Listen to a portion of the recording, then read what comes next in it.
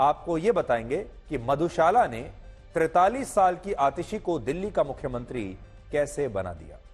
मशहूर कवि हरिवंश राय बच्चन ने एक कविता लिखी थी जिसकी एक पंक्ति थी, मेल कराती मधुशाला। दिल्ली के शराब घोटाले में जब मनीष सिसोदिया, संजय सिंह और अरविंद केजरीवाल की गिरफ्तारी हुई, तब यह पंक्ति मेल कराती मधुशाला से जेल कराती मधुशाला हो गई।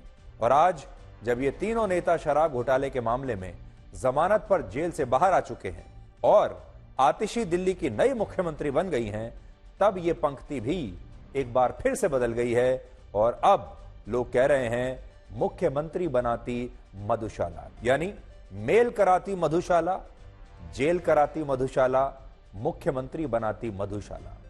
शराब घोटाला आतिशी के लिए इतना भाग्यशाली साबित हुआ कि जब इस घोटाले में मनीष सिसोदिया की पहली गिरफ्तारी हुई, तब आतिशी को उनकी जगह पर दिल्ली की सरकार में पहली बार मंत्री बनाया गया। और आप कह सकते हैं कि अगर शराब घोटाला न होता तो इस मामले में मनीष सिसोदिया की गिरफ्तारी भी न होती, तो आतिशी भी सरकार में शायद मंत्री न बनती। मनीष सिसोदिया के बाद जब संजय सिंह की गिरफ्तारी हुई, तब आतिशी को सरकार के साथ पार्टी में भी काफी जिम्मेदारियां मिली। और आखिर में जब अरविंद केजरीवाल गिरफ्तार हुए, तब आतिशी सरकार और संगठन दोनों के लिए बड़ी महत्वपूर्ण हो गई। और अब जब ये तीनों नेता जेल से बाहर जमानत पर आ चुके हैं, तब ये मधुशाला आतिशी को मुख्यमंत्री बना चुकी है। और इसीलिए आज हम कह रहे हैं कि मुख्यमंत्री बनाती मधुशाला। जिस समय हर कोई यही अनुमान लगा रहा था कि केजरीवाल अपनी जगह किसी ऐसे नेता को दिल्ली का अगला मुख्यमंत्री बनाएंगे जिसे रिमोट कंट्रोल से चलाना आसान होगा, या बहुत सारे लोग ये भी कह रहे थे कि ऐसा नेता होगा जिससे हरियाणा में भी फायदा हो सकता है, ऐसा नेता होगा जिससे केजरीवाल जब चाहे हटा सकते हैं, तब ऐसे में केजरीवाल ने आतिशी को नया मुख्यमंत्री बनाकर सबको हैरान कर दिया है।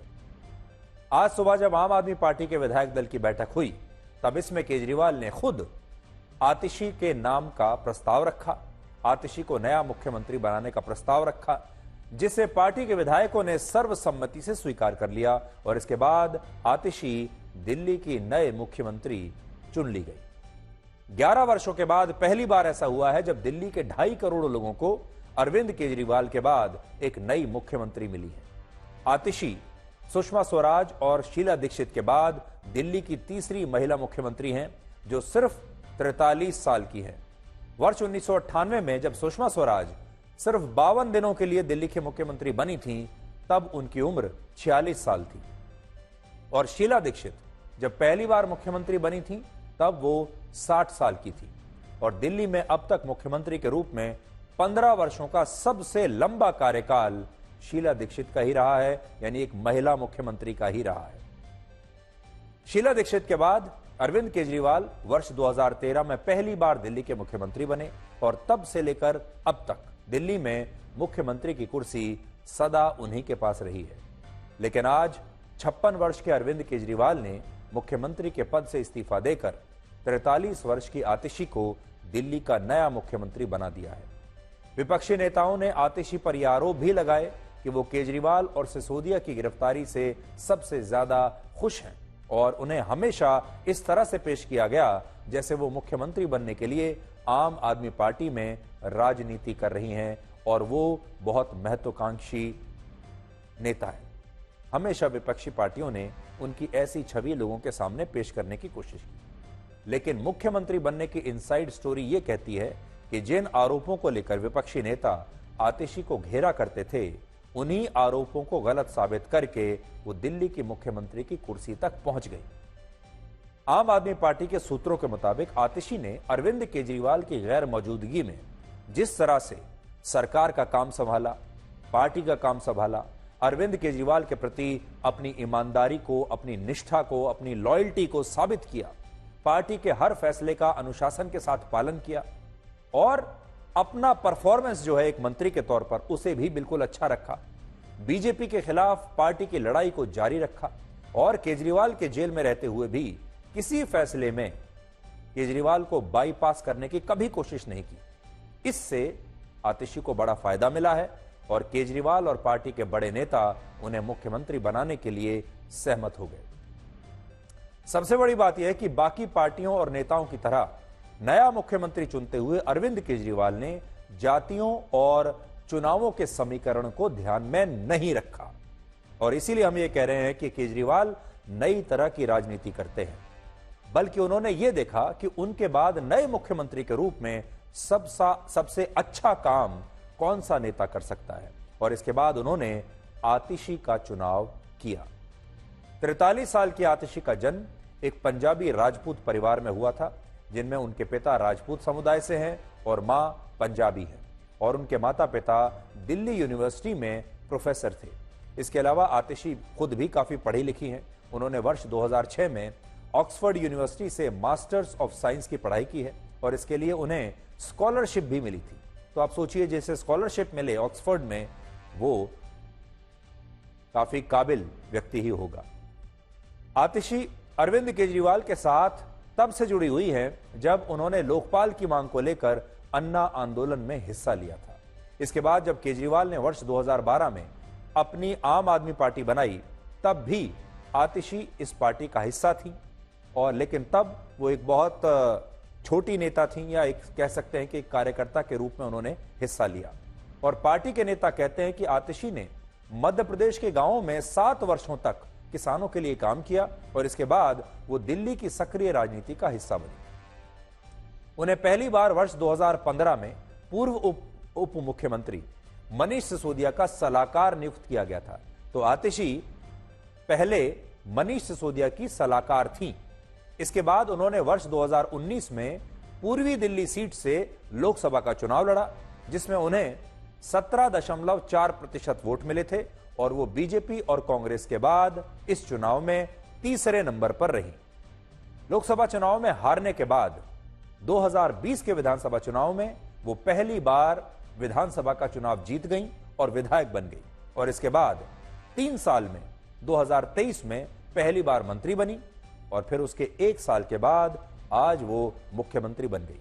और इससे यह पता चलता है कि आतिशी सिर्फ 12 वर्षों में एक मामूली सी कार्यकर्ता से दिल्ली की मुख्यमंत्री की कुर्सी तक पहुंच गई। यह एक केस स्टडी है।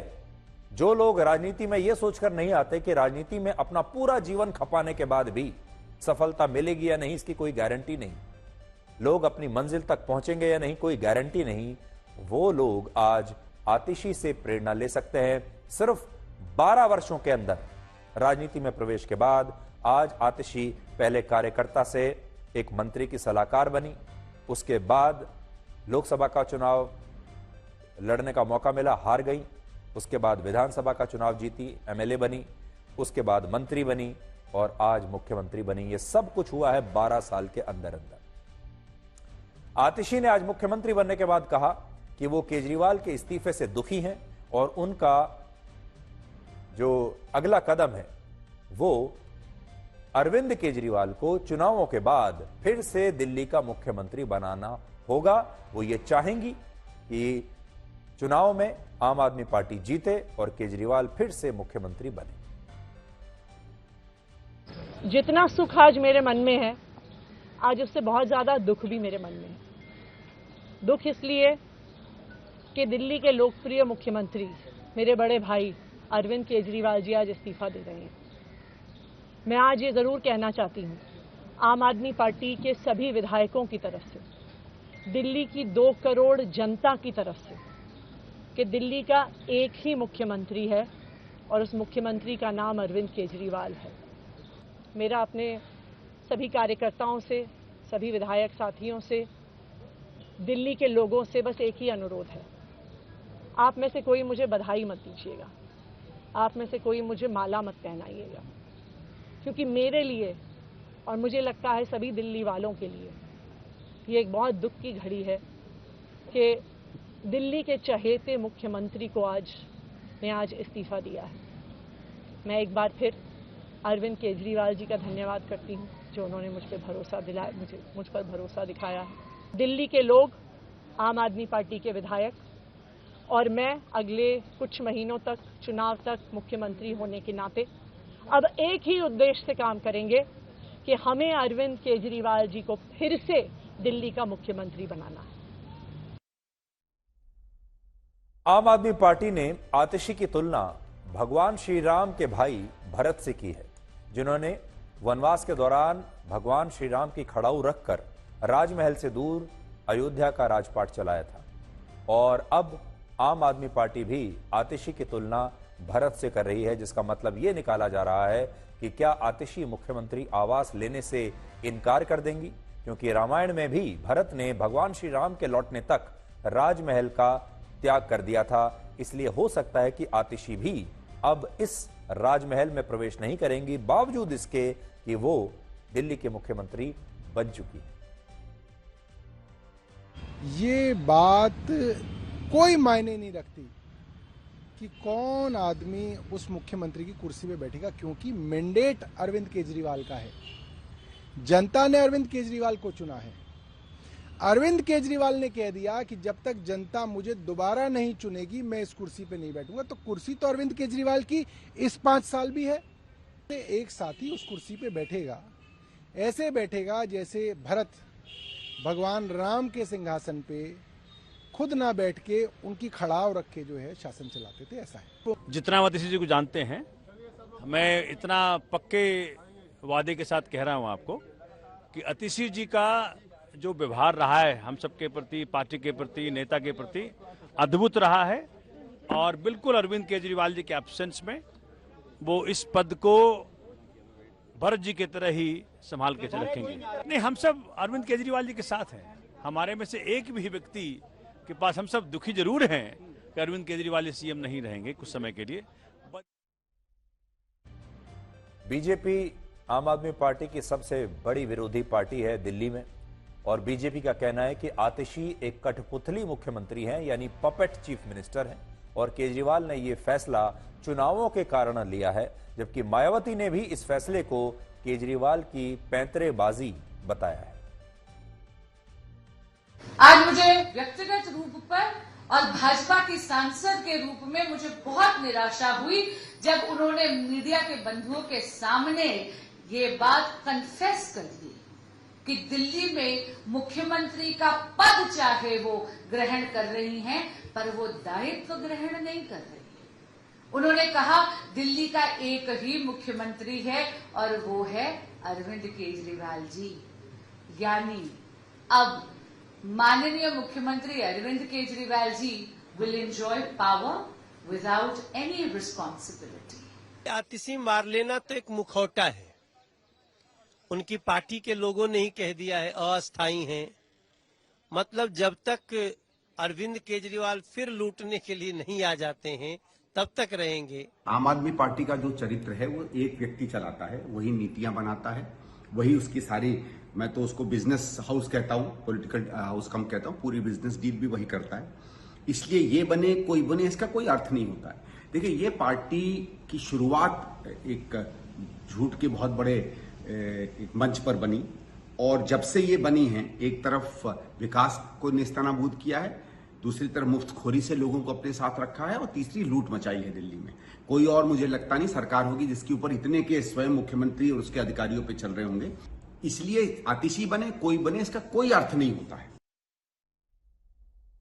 अब देखिए, केजरीवाल के जो विरोधी हैं वो चाहे आम आदमी पार्टी को एक बिजनेस हाउस बताएं, चाहे वो आतिशी को एक पपेट सीएम यानी कठपुतली मुख्यमंत्री बताएं, चाहे आम आदमी पार्टी के शासन को लूट वाला शासन बताएं, लेकिन बड़ी बात यह है कि अरविंद केजरीवाल ने राजनीति के इस दांव पेच में अपने विरोधियों को थोड़ा पीछे छोड़ दिया है, उन्हें हैरान जरूर कर दिया है, क्योंकि केजरीवाल जो हैं राजनीति के बड़े माहिर खिलाड़ी हैं, और आतिशी को मुख्यमंत्री बनाने के पीछे भी केजरीवाल ने बहुत आगे तक की सोची होगी। उनकी कोई बहुत बड़ी सोच ऐसी रही होगी जिसमें उन्हें लगा होगा कि आतिशी को मुख्यमंत्री बनाना सबसे ठीक रहेगा। अरविंद केजरीवाल की एक पूर्व साथी हैं जिनका नाम है स्वाति मालीवाल, जो अब केजरीवाल के साथ नहीं है, अब उनके संबंध बहुत खराब हो गए हैं। आज ये सब कुछ जो हुआ उस पर स्वाति मालीवाल ने एक बयान दिया है। पहले हम स्वाति मालीवाल का यह बयान आपको दिखाएंगे। स्वाति मालीवाल एक जमाने में आतिशी की सीनियर रही होंगी, इसी पार्टी में थी, आम आदमी पार्टी में। इसी पार्टी ने उन्हें राज्यसभा भी दिया, लेकिन आज स्वाति मालीवाल बाहर बैठकर क्या कह रही हैं आतिशी के बारे में, जरा सुनिए। आज दिल्ली के लिए एक बहुत दुखद दिन है। आज दिल्ली की मुख्यमंत्री एक ऐसी महिला आतिशी मारलेना जी बनने जा रही हैं, जिनके अपने परिवार ने आतंकवादी अफजल गुरु को फांसी की सजा से बचाने के लिए एक लंबी लड़ाई लड़ी।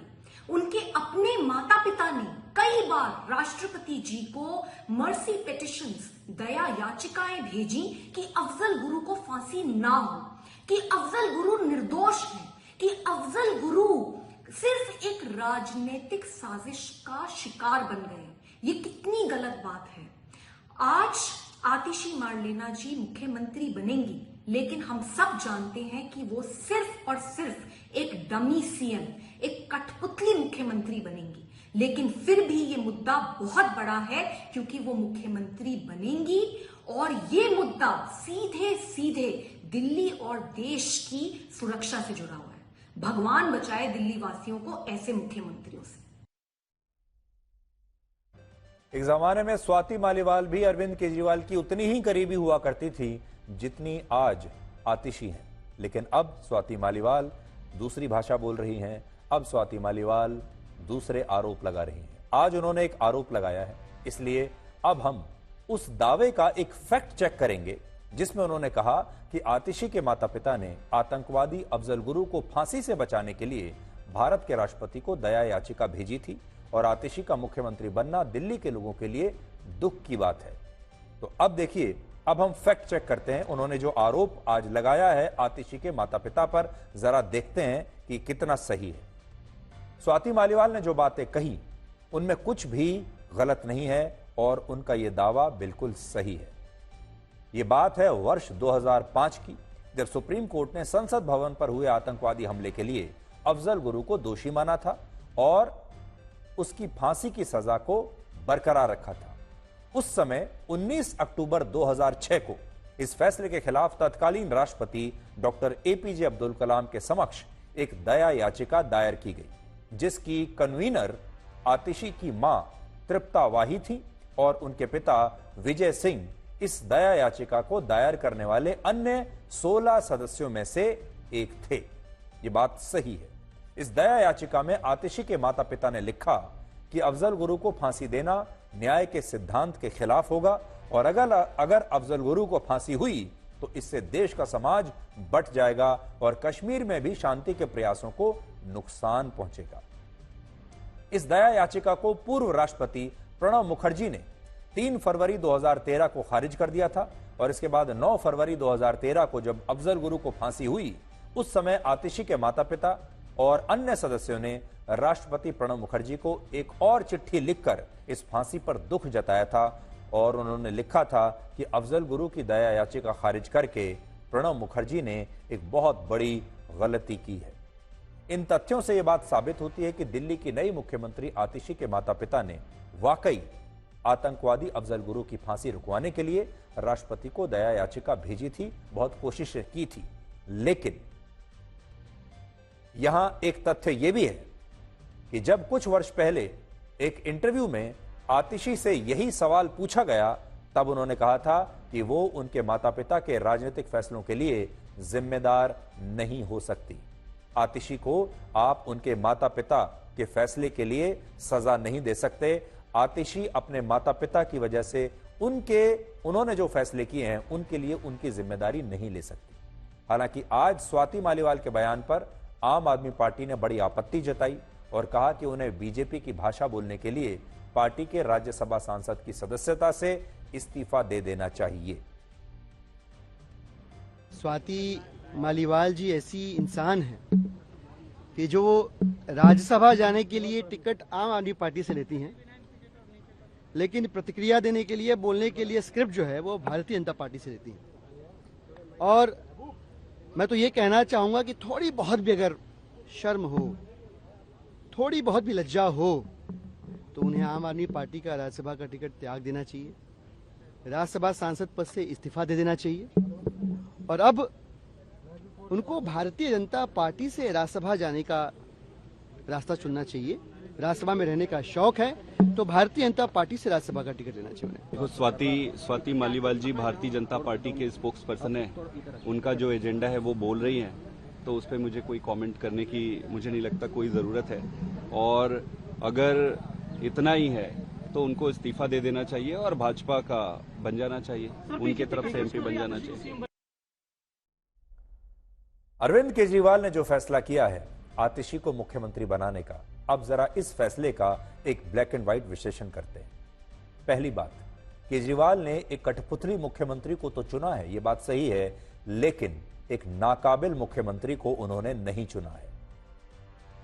वो बहुत पढ़ी लिखी हैं, उन्होंने अपनी काबिलियत दिखाई है। इससे पहले उन्होंने जो मंत्रालय संभाले, पार्टी का काम संभाला, सरकार का काम संभाला, हर जगह उन्होंने अपनी प्रतिभा दिखाई है, अपनी लॉयल्टी दिखाई है।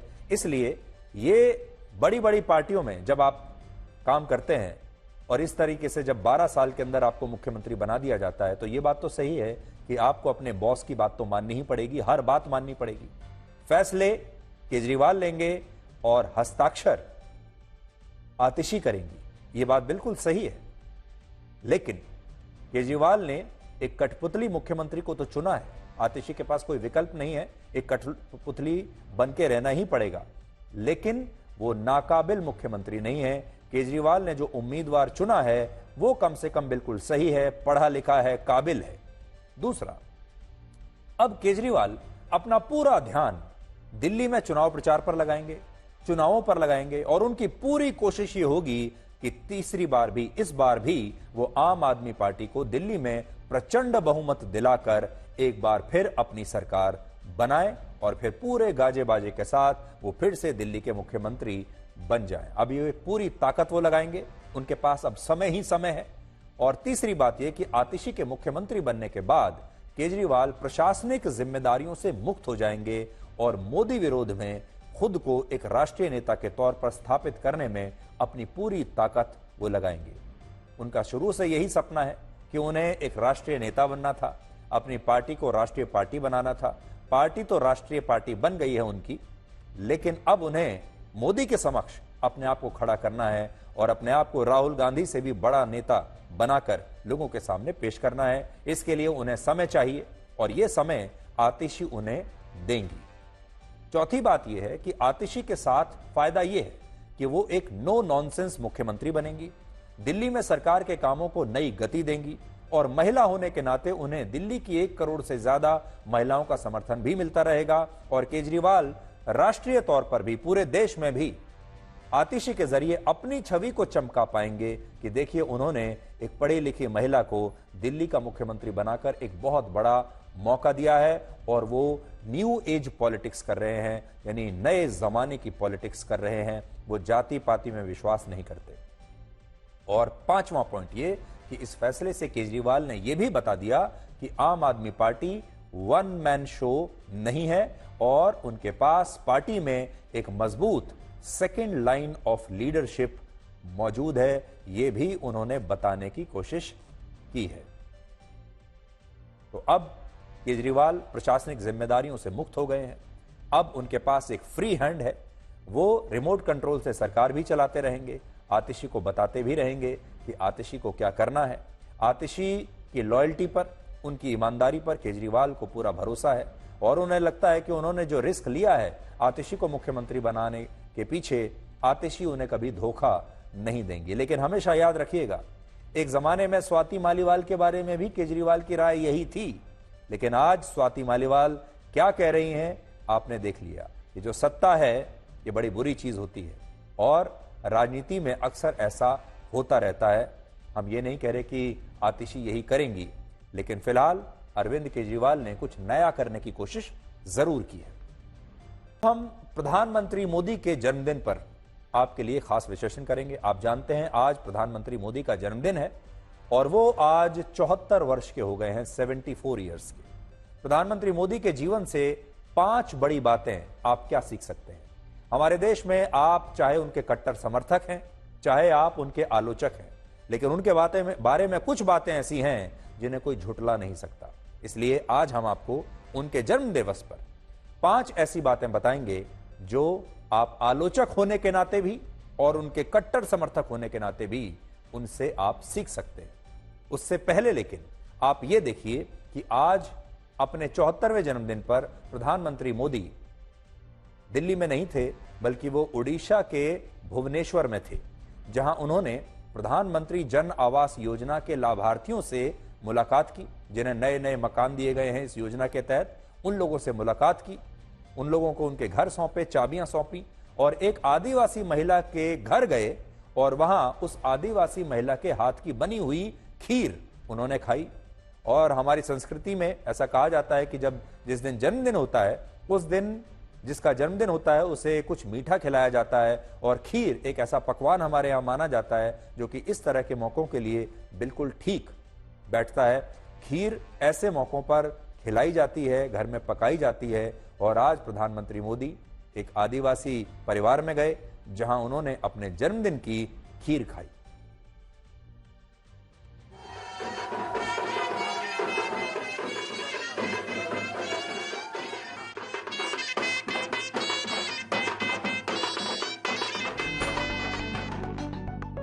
नमस्ते जी। आपको हमारे ग्रुप फोकस के लिए आपको धन्यवाद। हमारे आपके जन्मदिन पे आपके शुभकामना।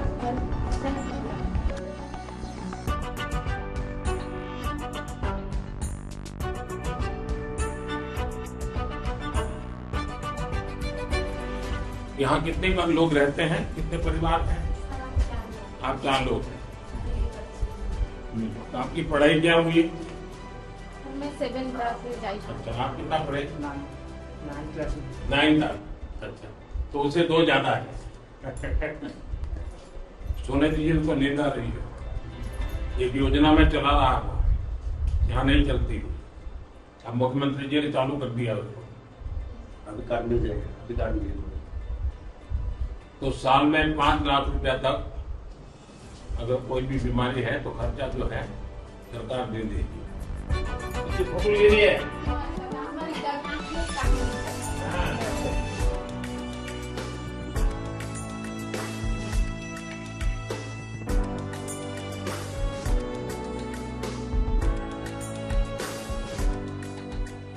जब मेरी मां जीवित थी तो मैं जन्मदिन पर हमेशा मां के आशीर्वाद लेने जाता था, और मां मेरे मुंह में गुड़ खिलाती थी।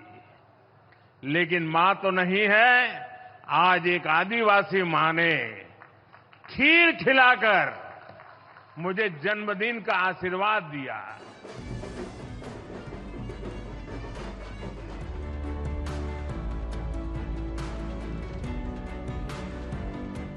Happy birthday. आपको ऑटोग्राफ चाहिए?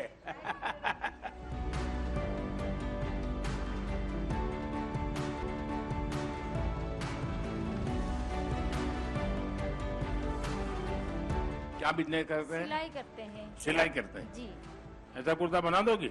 हाँ, जरूर बना लेंगे। अच्छा, तो मुख्यमंत्री जी को दीजिए, मैं पहनूंगा। अच्छा, कोई किसी को बीच में पैसा रिश्वत तो नहीं देनी पड़ती ना? नहीं नहीं, कभी हाँ? किसी को नहीं दिए हैं। सर, आप हमारे भारत हाँ। के हीरो हो। वो कोयले में से निकलता है हीरा। कोहिनूर हीरा। सर, कोहिनूर हीरा। हाँ।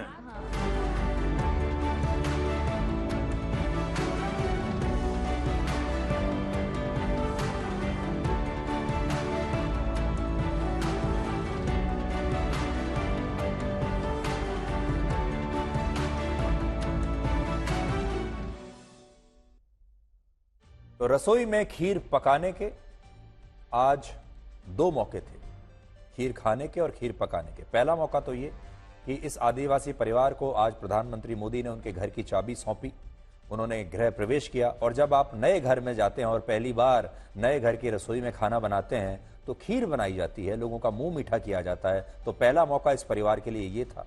और दूसरा मौका था प्रधानमंत्री मोदी का जन्मदिन, और इस मौके पर प्रधानमंत्री मोदी जैसा कि कह रहे थे कि आज वो अपनी मां को बहुत मिस कर रहे थे। अगर वो होती तो वो भी उनके लिए खीर बनाती, लेकिन आज उन्होंने इस परिवार के साथ इनके घर में बैठकर अपने जन्मदिन के मौके पर और उनके गृह प्रवेश के मौके पर खीर खाई। अब आप प्रधानमंत्री मोदी के जीवन से 5 बड़ी बातें कौन सी सीख सकते हैं, यह बताते हैं। पहली बात, नरेंद्र मोदी भारत के पहले ऐसे प्रधानमंत्री हैं जो अपने हिंदू होने पर या अपनी सनातन संस्कृति को लेकर कभी बैकफुट पर नहीं गए, कभी शर्मिंदा नहीं हुए। और उनका जीवन बताता है कि इस देश में हिंदू धर्म को मानते हुए भी धर्मनिरपेक्ष रहा जा सकता है। वो नवरात्रि में उपवास रखते हैं, गौ सेवा करते हैं, गणपति की पूजा करते हैं और अपने धर्म को लेकर कभी बैकफुट पर नहीं होते। और वो दुनिया के बड़े से बड़े मंच पर हिंदी में बात करते हैं। उन्होंने कभी भी अपने परिधान में कोई बदलाव नहीं किया। आज भी दुनिया में बड़ी से बड़ी जगह पर जाते हैं, चूड़ीदार कुर्ता पहनते हैं, पजामा पहनते हैं और भारत की संस्कृति को और अपने धर्म को, अपने सनातन धर्म को अपने साथ लेकर चलते हैं। दूसरा, आप उनके जीवन से अनुशासन सीख सकते हैं। वो दुनिया के शायद इकलौते ऐसे प्रधानमंत्री हैं जिन्होंने पिछले 10 वर्षों में एक भी छुट्टी नहीं ली है और वो आज भी 74 वर्ष की उम्र में भी हर दिन 17 से 18 घंटे बिना रुके काम करते हैं। इसलिए हमारे देश के युवा खासतौर पर आज प्रधानमंत्री मोदी से एक अनुशासित जीवन कैसे जीना है ये सीख सकते हैं। तीसरा, प्रधानमंत्री मोदी की सफलता, उनकी लोकप्रियता और उनके विचार सब कुछ मौलिक हैं, सब कुछ असली हैं और वो एक चाय वाले के बेटे से देश के प्रधानमंत्री बने हैं। और उनकी जो सफलता है, उनकी जो यात्रा है, पूरी तरह से ऑर्गेनिक है, पूरी तरह से ओरिजिनल है। उन्होंने गरीब आदमी का जीवन जिया है। पहले एक छोटे से कार्यकर्ता बने पार्टी में, फिर धीरे धीरे राजनीति में एक एक सीढ़ी करके यहां तक पहुंचे हैं बहुत मेहनत के साथ। और उनकी सफलता ना तो उनके परिवार की वजह से मिली और ना ही किसी की मेहरबानी से मिली। वो दिल्ली की राजनीति के लिए एक बाहरी नेता थे और भारत की राजनीति में उन्हें हमेशा एक आउटसाइडर माना गया और अंतर्राष्ट्रीय कूटनीति की दुनिया भी उनके लिए बिल्कुल नई थी। लेकिन उनके मौलिक विचारों ने उन्हें इस दुनिया का सबसे लोकप्रिय नेता बना दिया। इसलिए अपनी मौलिकता को कभी मत छोड़िए, अपनी बारी का इंतजार कीजिए, मेहनत करते चलिए, परिश्रम करते चलिए और एक एक करके बिना जल्दबाजी किए सीढ़ियां चढ़ते चले जाइए, आप जरूर सफल होंगे। चौथा, प्रधानमंत्री मोदी नए आइडियाज और विचारों को अपनाने के लिए हमेशा तैयार रहते हैं, इस उम्र में भी। और उन्होंने टेक्नोलॉजी को शायद सबसे ज्यादा बढ़ावा दिया और खुद भी इसका इस्तेमाल किया। डिजिटल भारत, यूपीआई, सौर ऊर्जा का इस्तेमाल, आर्टिफिशियल इंटेलिजेंस, सेमीकंडक्टर चिप्स के क्षेत्र में उन्होंने भारत को दुनिया में एक नया स्थान दिलाया। वो फ्यूचरिस्टिक हैं, भविष्य के बारे में सोचते हैं, भविष्य की टेक्नोलॉजी के बारे में सोचते हैं और सिर्फ सोचते ही नहीं बल्कि खुद उसका प्रयोग भी करते हैं। उनकी 5वीं और सबसे बड़ी खूबी है कि वो अच्छे नेता होने के साथ साथ एक बहुत अच्छे कम्युनिकेटर यानी संचारक भी हैं और उनका अपनी जनता से संवाद करने का तरीका बिल्कुल अलग है। और यही कारण है कि उनके कोर वोटर से लेकर दुनिया के बड़े बड़े वैश्विक नेता भी उन्हें बहुत पसंद करते हैं। और प्रधानमंत्री मोदी जानते हैं कि कैसे लोगों के साथ रिश्ता बनाना है। और आज भी पूरी दुनिया के नेताओं में उन्हें सोशल मीडिया पर सबसे ज्यादा फॉलो किया जाता है, ये उसका एक सबसे बड़ा कारण है।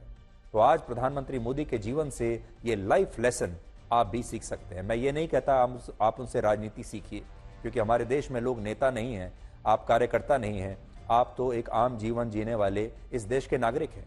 आप उनसे क्या सीख सकते हैं? बिना राजनीतिक विचारधारा के आप उनसे ये 5 चीजें एक लाइफ लेसन के तौर पर उनके जीवन से सीख सकते हैं। चाहे आपकी विचारधारा कोई भी है, चाहे आपकी सोच कोई भी है, चाहे आप किसी भी पार्टी को वोट देते हैं, चाहे आप उन्हें पसंद करते हैं, नापसंद करते हैं, लेकिन ये 5 गुण जो हैं ये उनसे कोई नहीं छीन सकता। और अगर आप चाहें तो इन गुणों को मुफ्त में उनके जीवन को देखकर अपना सकते हैं।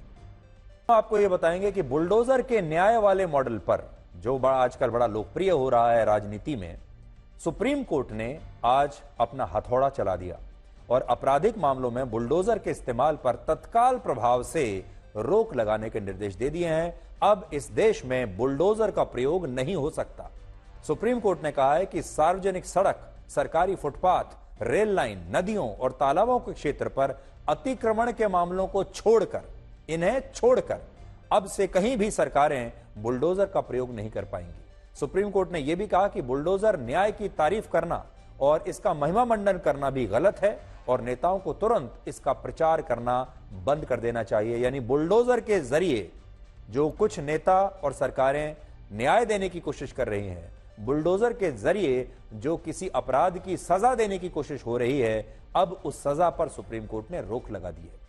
हालांकि केंद्र सरकार ने कहा है कि बुलडोजर का इस्तेमाल अतिक्रमण के मामलों में ही होता है और इसे मुस्लिम विरोधी बताना पूरी तरह से गलत है।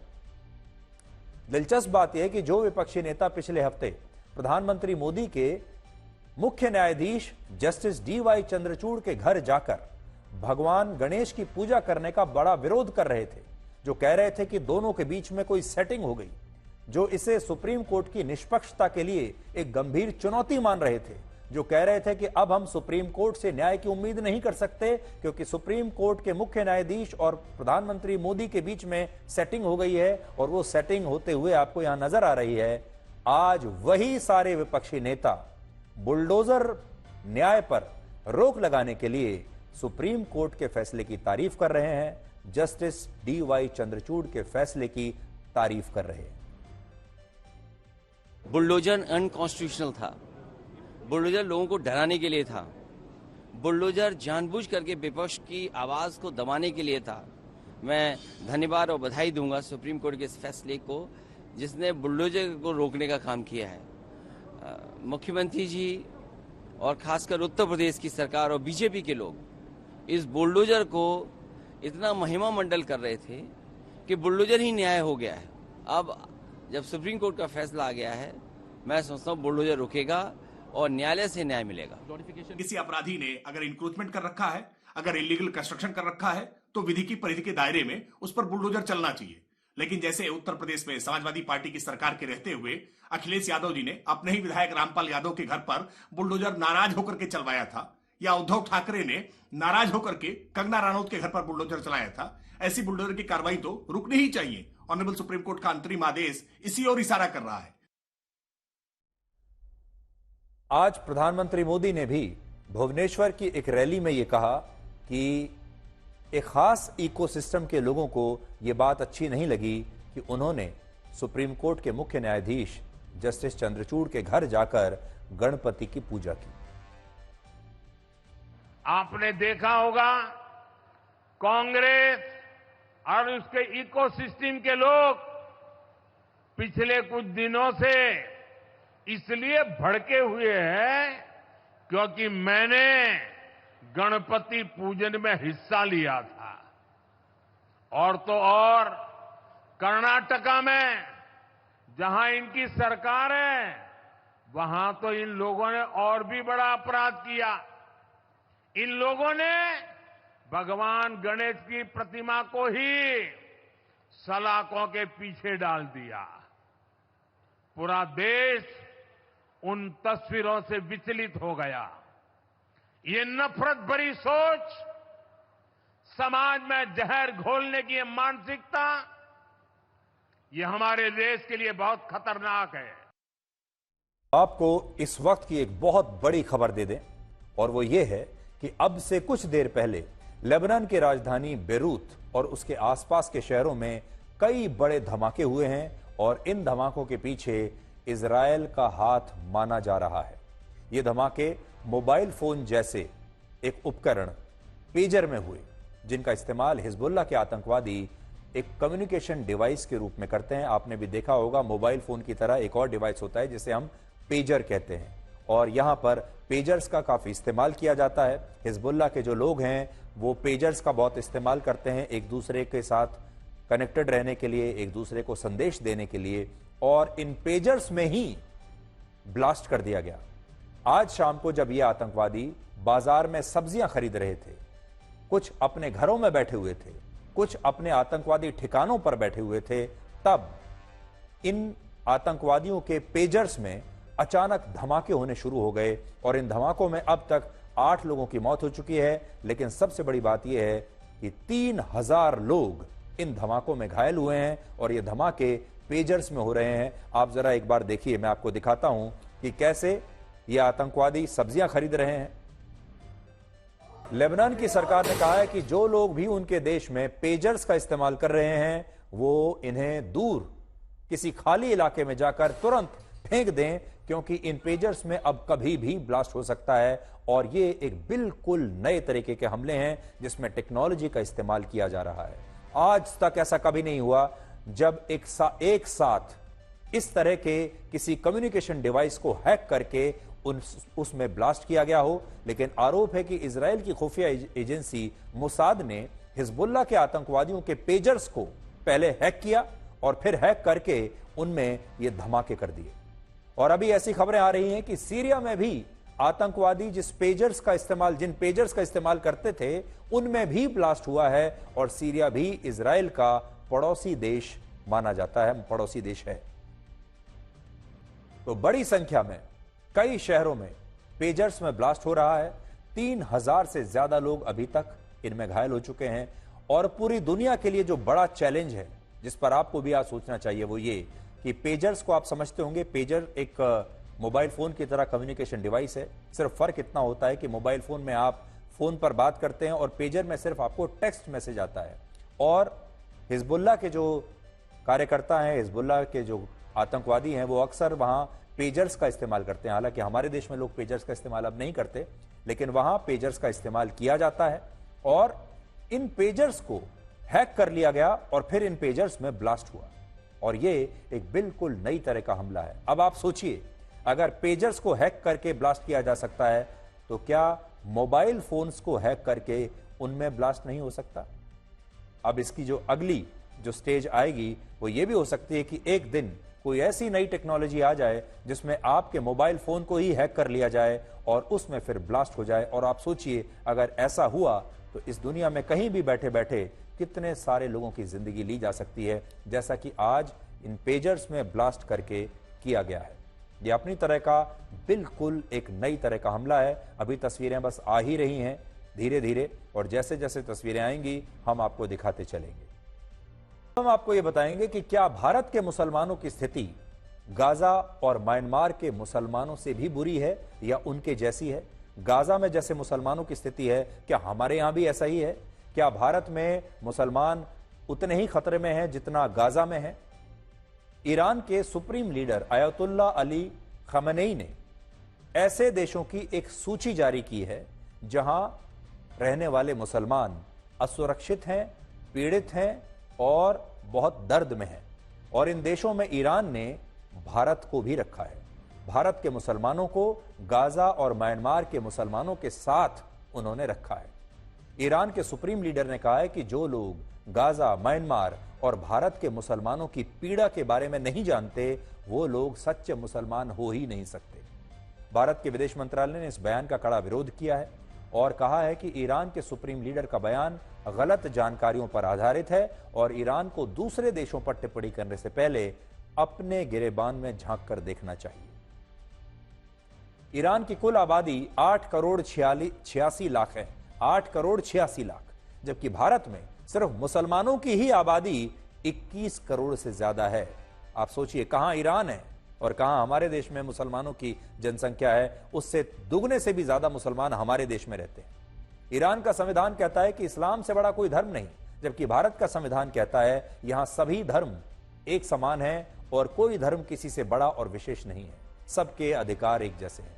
आज दुनिया में इंडोनेशिया के बाद सबसे ज्यादा मस्जिदें भारत में हैं, सबसे ज्यादा मुसलमान भारत में हैं, सबसे ज्यादा मदरसे भारत में हैं और मुसलमानों के पास सबसे ज्यादा मौलिक अधिकार और आजादी भी भारत में है।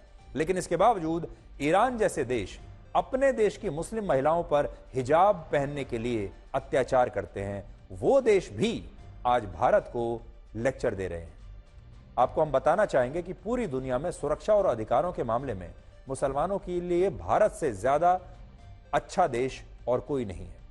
पूरी दुनिया में मुसलमानों की 11% आबादी सिर्फ भारत में रहती है। 11% आबादी मुसलमानों की, पूरी दुनिया की, जो ये बताती है कि अगर भारत मुसलमानों के लिए असुरक्षित होता तो यहां मुसलमानों की आबादी में लगातार वृद्धि कभी ना होती। वर्ष 1951 में भारत की आबादी में लगभग 9.7% मुसलमान थे और वर्ष 2011 में जब हमारी आखिरी जनगणना हुई उसमें 14.2% मुसलमान हमारे देश की जनसंख्या में हो गए थे। सोचिए, 9.5% से 14.5% के आसपास मुसलमानों की जनसंख्या हमारे देश में बढ़ गई। भारत दुनिया का इकलौता ऐसा धर्मनिरपेक्ष देश है जहां अल्पसंख्यक मुसलमानों पर उनका अपना खुद का कानून लागू होता है, जिसे आप मुस्लिम पर्सनल लॉ कहते हैं। क्या आपने कभी सुना है कि पाकिस्तान, बांग्लादेश, अफगानिस्तान या ईरान में भी वहां के अल्पसंख्यक हिंदुओं के लिए उनका अपना कोई पर्सनल लॉ लागू होता हो? इसके अलावा जब ईरान जैसे देश हिंदुओं को अल्पसंख्यक तक नहीं मानते, तब भारत में अल्पसंख्यक वर्ग के लिए एक अलग से मंत्रालय है और इस अल्पसंख्यक मंत्रालय का सालाना बजट 3000 करोड़ रुपए से ज्यादा का है। ईरान में शादीशुदा मुस्लिम महिलाओं को नौकरी करने से पहले अपने पति से अनुमति लेना अनिवार्य है, लेकिन भारत में मुस्लिम महिलाओं पर ऐसी कोई बाध्यता नहीं है। भारत में मुस्लिम महिलाओं के पास दुनिया से कहीं ज्यादा अधिकार हैं। वो जहां चाहे काम कर सकती हैं, जहां चाहे पढ़ाई कर सकती हैं, जिस कॉलेज में चाहे जा सकती हैं, जिससे चाहे शादी कर सकती हैं। भारत में मुस्लिम महिलाएं सार्वजनिक स्थानों पर अपनी मर्जी से हिजाब पहन भी सकती हैं और न पहनने का फैसला भी ले सकती हैं। लेकिन मुस्लिम देशों में हिजाब पहनना महिलाओं के लिए अनिवार्य है और फ्रांस, बेल्जियम और नेदरलैंड्स और डेनमार्क जैसे धर्मनिरपेक्ष देशों में सार्वजनिक स्थानों पर मुस्लिम महिलाओं के हिजाब पहनने पर प्रतिबंध है। लेकिन भारत में मुस्लिम महिलाओं पर ऐसी कोई बाध्यता लागू नहीं है। भारत का संविधान कहता है कि यहां कोई भी मुसलमान इस देश का पार्षद बन सकता है, विधायक बन सकता है, सांसद, मंत्री, मुख्यमंत्री, प्रधानमंत्री, राष्ट्रपति तक बन सकता है। लेकिन मुस्लिम देशों में मुसलमान ही वहां का प्रधानमंत्री और राष्ट्रपति बन सकते हैं। चीन में सरकारी नौकरी करने वाले मुसलमानों के दाढ़ी रखने पर प्रतिबंध है। मस्जिदों पर लाउड स्पीकर के इस्तेमाल पर बैन लगा है। चीन में मुसलमान अपने बच्चों का नाम मोहम्मद और इमाम नहीं रख सकते, लेकिन इसके बावजूद ईरान जैसे देशों को चीन के मुसलमानों की पीड़ा बिल्कुल दिखाई नहीं देती। चीन के खिलाफ उनका एक शब्द नहीं निकलता। और हमारे देश में आपने देखा होगा, मुस्लिम धर्म को, जो इस्लाम धर्म को मानने वाले मुसलमान हैं, हमारे देश में राष्ट्रपति रह चुके हैं, हमारे देश में मंत्री रह चुके हैं, सुप्रीम कोर्ट के चीफ जस्टिस रह चुके हैं, सुप्रीम कोर्ट के जज रह चुके हैं, हमारी क्रिकेट टीम के कप्तान रह चुके हैं, क्रिकेट टीम में खेल चुके हैं, बाकी के खेलों की टीम में रह चुके हैं, कप्तान रह चुके हैं। और फिल्म इंडस्ट्री में अगर आप देखें, शाहरुख खान, आमिर खान और सलमान खान जैसे जो कलाकार हैं वो भी मुसलमान हैं, और देख लीजिए आज वो कितने लोकप्रिय हैं। पिता की दौलत पर क्या घमंड करना, मजा तो तब है जब दौलत आपकी हो और घमंड पिता करे।